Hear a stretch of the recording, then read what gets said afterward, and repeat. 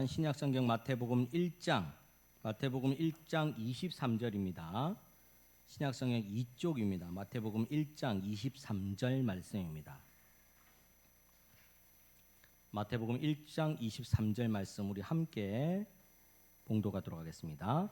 보라, 처녀가 잉태하여 아들을 낳을 것이요 그의 이름을 임마누엘이라 하리라 하셨으니 이를 번역한즉 하나님이 우리와 함께 계시다 함이라. 아멘.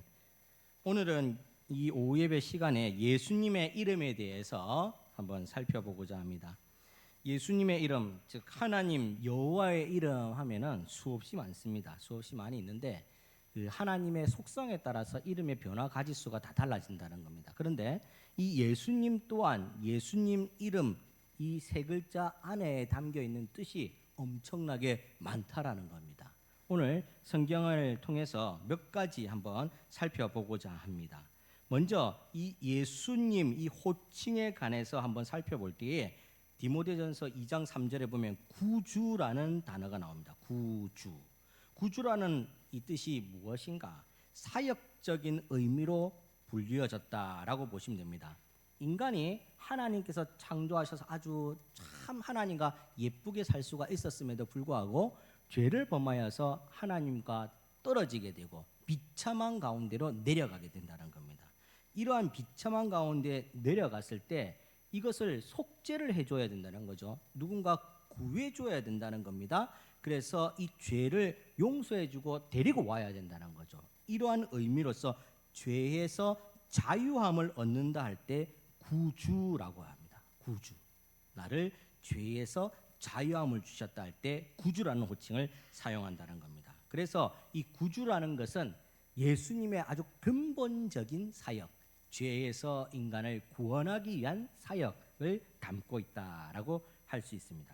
두 번째로 구속자입니다. 구속자. 다 비슷한 것 같은데 의미가 조금씩은 틀립니다.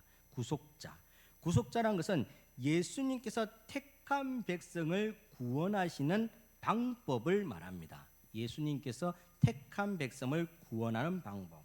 아무나 구원되는 것이 아니라 주님께서 택한 백성이 있는데 이들을 어떻게 구원하시는가가 구속자라는 의미에 담겨 있습니다.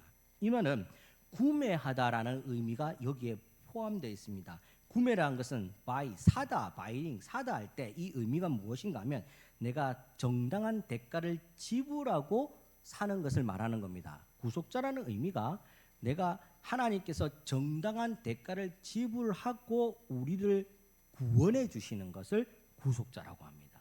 즉 이 택함 받은 백성이 그냥 택함 받았다고 해서 피껍대듯이 쪽 뽑아 올리는 것이 아니라 예수님께서 이 택함 받은 백성 한 명 한 명에 대해서 그 모든 죄가에 대해서 죄값을 지불했다는 겁니다. 그 값이 어떤 겁니까? 보혈의 피라는 겁니다. 그 누구도 대신할 수 없는 보혈의 피로 예수님의 목숨과 맞바꾼 구매라는 겁니다. 그래서 구속자라고 이야기를 한다는 겁니다. 자, 세 번째는 중보자라는 의미가 예수님의 이름에 들어 있습니다. 중보자라는 것은 이런 거죠. 두 사람이 있어요. A와 B라는 사람이 있는데 의견이 맞지 않아요. 그래서 가운데 누가 한 사람이 끼어서 의견을 조율해 주는 겁니다. 예를 들어서 사장과 맨 말단 직원이 있어요. 이 둘을 연결해 줄 때 중간에 간부 직원이 조율을 하는 겁니다. 노사의 화합을 이렇게 만들어 준다는 거죠. 마찬가지로 중보자라는 것은 하나님과 인간과의 관계를 연결해 주는 기능을 수행하는 분을 중보자라고 하는데 왜 이런 연결이 필요한가? 우리는 죄를 범해서 절대로 하나님과 함께 할 수 없기 때문에 이것을 누군가는 연결시켜 줘야 된다는 거죠. 다리를 놓아서 갈 수 있게 만들어 줘야 된다는 겁니다. 그런데 이걸 사람이 할 수 있는가? 사람이 할 수 없다라는 겁니다. 왜 그렇습니까? 모든 사람은 죄를 범하였음에 하나님의 영광에 들어가지 못하더니, 즉 사람은 죄가 있기 때문에 죄 있는 사람이 하나님과 섞일 수 있도록 중보자 역할을 할 수 없다라는 겁니다. 그래서 이 땅 가운데 예수님이 말씀으로 육신을 입어서 오셨다라는 겁니다. 이것을 해결해 주기 위해서 죄가 없으신 예수님이 오셔서 우리 가운데 다리를 놓아주셔서 내가 하나님과 연결될 수 있도록 화평을 이룰 수 있도록 만들어 주셨다. 그래서 예수님을 중보자라고 이야기를 합니다. 자, 네 번째 예수님은 보증자라고 이야기합니다. 보증자는 채무에 대해서 책임을 같이 져 주겠다라는 의미입니다. 연대보증 아시죠? 연대보증. 우리나라 사람들, 많은 사람들이 이 연대보증 때문에 피해를 엄청나게 많이 입었습니다. 연대보증법이 없어졌다고 해서 뭐 이름은 없어졌지만 아직 그 기능은 많이 남아 있습니다. 누군가는 빚을 내었을 때 빚을 갚겠다 하신 상대방의 의견을 누군가는 보증을 해줘야 된다는 겁니다. 예를 들어서 A라는 사람에게 A라는 사람이 B라는 사람에게 돈을 100만 원을 빌려줬어요. 그런데 B라는 사람을 아무리 믿어도 믿겨지지가 않아요. 예, 사람은 믿을 수 있는데 상황은 믿을 수가 없어요. 돈이 없으면 못 갚는 거죠. 그래서 요거 빌려줄 테니까 누가 대신 요거를 보증해 주면 좋겠다 할 때 B의 친구를 보증을 쓰는지 가족을 보증을 쓰는지 B가 못 갚으면 네가 대신 갚아줘 라고 해서 책임지는 사람을 한 명 더 둔 겁니다. 이거를 보증자라고 하는데 예수님이 오늘 우리의 보증자가 되어주신다는 겁니다. 하나님 앞에 이야기하는 거죠. 하나님이시여, 내가 아버지시여, 내가 보증을 씁니다. 걱정 마세요. 붙들어 매세요. 이 사람은 내가 택한 백성으로 보증을 설 테니까 하나님께서는 연합해 주세요. 걱정 마세요라고 걱정 붙들어 매라고 중간에 예수님께서 우리의 보증자가 되어 주신다는 겁니다. 하나님과 화평할 때 그냥 다리를 딱 놓아주고 그냥 가세요라고 한 것이 아니라 이런 보증자의 역할을 해주셨기 때문에 내가 하나님과 연합할 수가 있게 되었다라는 말씀입니다. 그러니 누군가는 보증해서야 되는데 사람으로서는 할 수 없고 참 신이신 유일한 신이신 예수 그리스도께서 오늘 하나님과 나 사이의 보증자가 되어 주셨다라는 말씀입니다. 다섯 번째로 예수님은 그리스도라고 부릅니다. 그리스도는 메시아의 의미를 가지고 있습니다. 메시아의 의미. 메시아가 무엇입니까? 나를 구원해 줄 사람, 혜성과 같이 등장해서 이 모든 어둠들을 깨부숴 버리고 우리를 이 억만 죄악 가운데서 이겨낼 수 있게 해주실 수 있는 분. 로마 치하에서 이스라엘 백성들이 항상 머릿속에 메시아를 생각했다는 거죠. 혜성과 같이 등장해서 이 로마 압제들을 전부 다 싸그리 없애버리고 우리가 왕국을 형성해서 왕자의 자리에 올라가게끔 만들어줄 수 있는 분, 그분을 메시아라고 생각하면서 메시아를 기다렸다라는 겁니다. 이 그리스도가 이런 분을 나타내는데 그리스도의 참다운 의미 안에는 기름 부음을 받은 자라는 의미가 있습니다. anointed라 해서 기름 부음을 받은 자, 누군가는 기름을 부어줬다라는 거죠. 여러분, 과거에 기름을 붓는 행위, 부음을 받는 사람들은 누구인가 하면 왕을 말합니다. 왕에게 기름을 부어서 너에게 존귀한 역할을 맡기겠다고 해서 기름을 부어줬다라는 겁니다. 여러분들, 기름을 붓는다는 자체가 그냥 머리기름 바르듯이 그런 기름이 아니라는 거죠. 이 분이, 내가 기름 부음을 받는 이 분이 왕이시다는 겁니다. 모두의 왕이라는 겁니다. 예수님께 향유를, 옥합을 깨서 향유를 부은 그 천한 여인이 있지 않습니까? 그 사람이 예수님을 자기의 구주 왕으로 인정했다라는 겁니다. 그러니 오늘 기름 부음을 받으신 분이 예수 그리스도, 우리의 왕이신데 또 이 기름을 누가 부어주셨나? 성경에 보니까 성령이 비둘기같이 내렸다. 하늘에서 부어주셨다는 겁니다.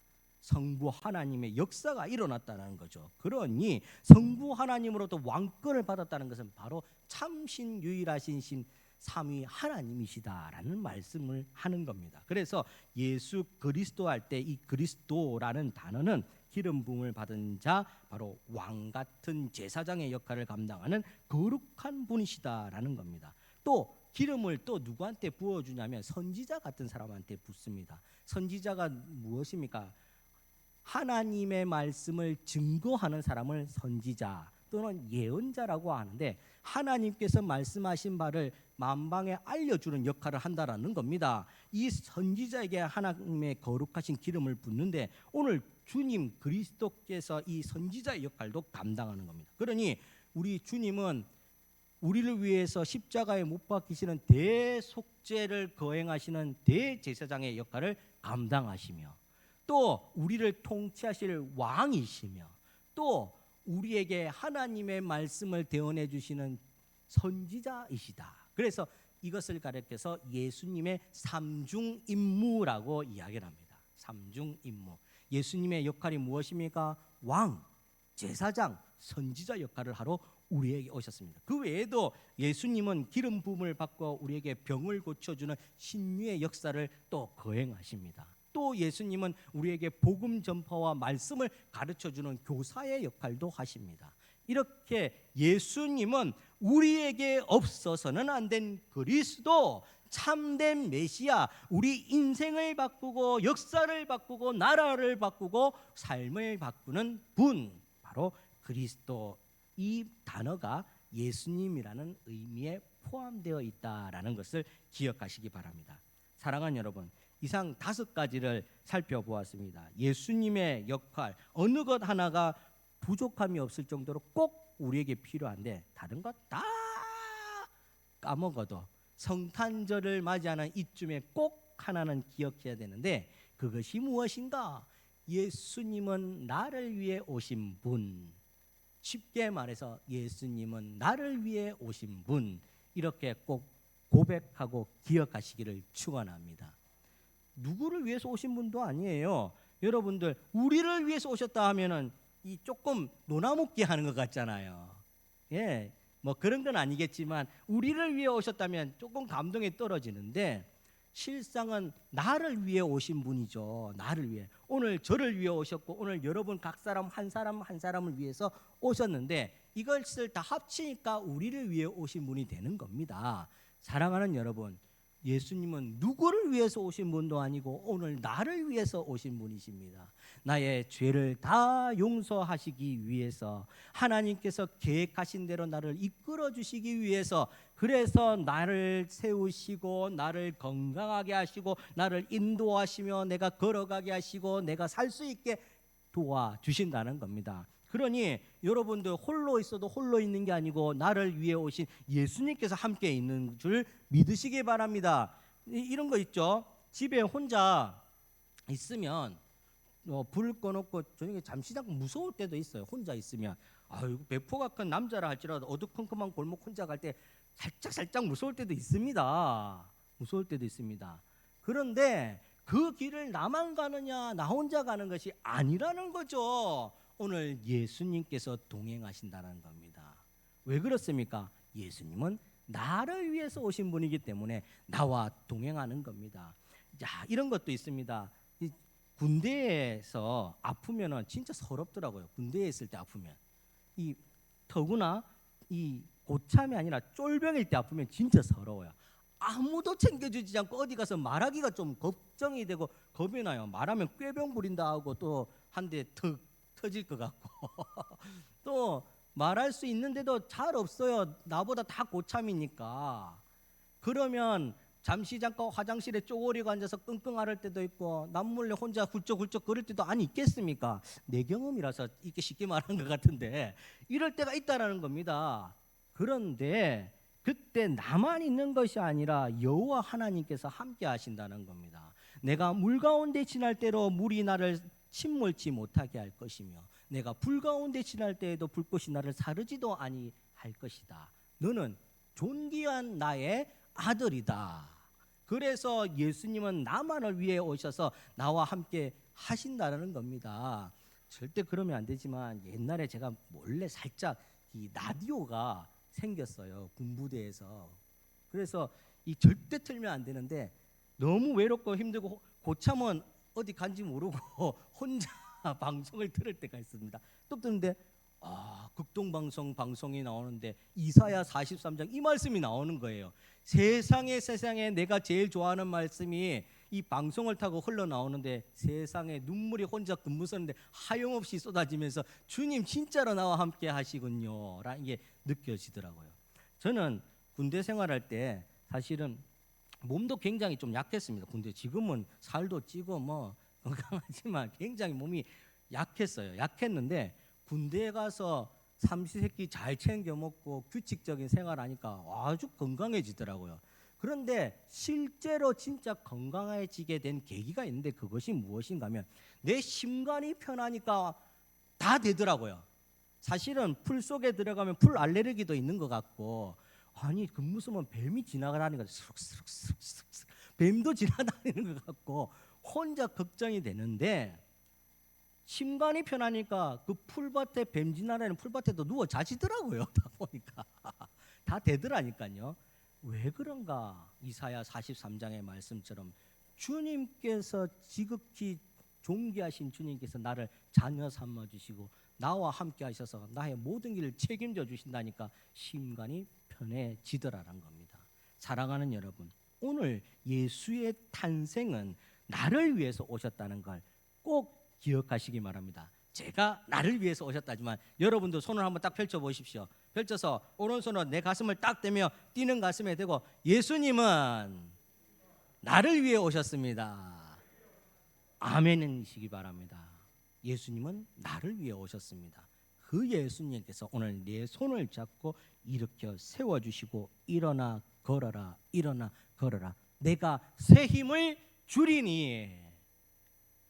주님께서 여러분들과 영원토록 함께하며 보증자 되어주시고 또 그리스도 되어주시고 또 중보자 되어주시고 또 구속자 되어주시고 구주가 되어주시는 것을 믿어 의심치 말기를 간절히 축원합니다. 기도하겠습니다. 거룩하신 주님 감사합니다. 믿음으로